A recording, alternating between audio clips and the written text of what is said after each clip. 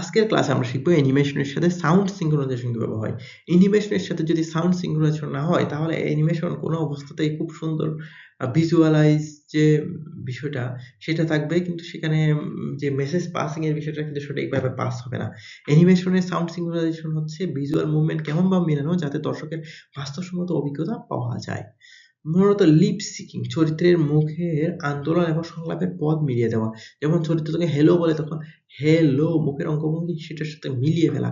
তারপর টাইমিং এবং স্পেসিং এর বিষয় আছে। অ্যানিমেশনের গতিবেগ, ফ্রেমের অবস্থান, অডিওর সাথে সমন্বয় ইত্যাদির মধ্যে টাইমিং এবং স্পেসিং গুলো ঠিক করা যায়। তবে এর জন্য সিনক্রোনাইজ করতে হবে। অ্যাকশন এবং রিঅ্যাকশনের সাউন্ড ইফেক্ট, যেমন চরিত্র বা বস্তু যখন কোনো কিছু করে বা প্রতিক্রিয়া করে, প্রতিক্রিয়া এবং করা সেটা বোঝানোর জন্য দরজা খোলা, জাম্প করা, কোনো একটা জায়গায় যাওয়া, কোনো একটা গ্লাস ফেলে ভেঙে ফেলা বা পরে ভেঙে যাওয়া, এই ধরনের অ্যাকশন রিঅ্যাকশনের জন্য কিন্তু সাউন্ড ইফেক্ট খুব গুরুত্বপূর্ণ।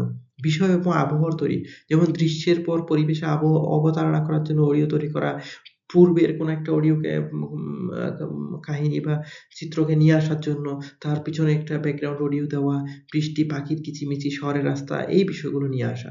তারপর আছে ফ্রেম বাই ফ্রেম এডিটিং, প্রতিটি ফ্রেমের ভিতর যেমন ধাপে ধাপে প্রতিটা অডিও এডিট করা। যেমন আমি আপনাদের সাথে যে কথা বলছি সেই অডিওগুলো আমাকে আবার নিয়ে গিয়ে এডিট করতে হবে। কারণ কোনো একটা অংশ বেশি হবে সাউন্ড, কোনো একটা অংশে কম হবে। সেক্ষেত্রে আমাকে একটা নির্দিষ্ট পরিমাণ ভলিউম তাদেরকে দিতে হবে।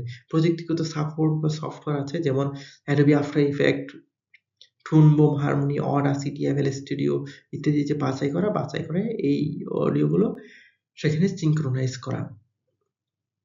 ধন্যবাদ সবাইকে। আজকের ক্লাস এতটুকুই।